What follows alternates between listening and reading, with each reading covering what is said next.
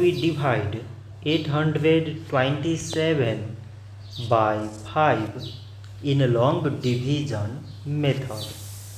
5 times 1 is 5. On subtracting we get 3. So now we put down these 2 and it is 32. 5 times 6 is 30. On subtracting we get 2. So again we put down this 7 and it is 27. 5 times 5 is 25. On subtracting we get 2. So now we have no any other number to put it down. So we take here decimal, so that we put 0.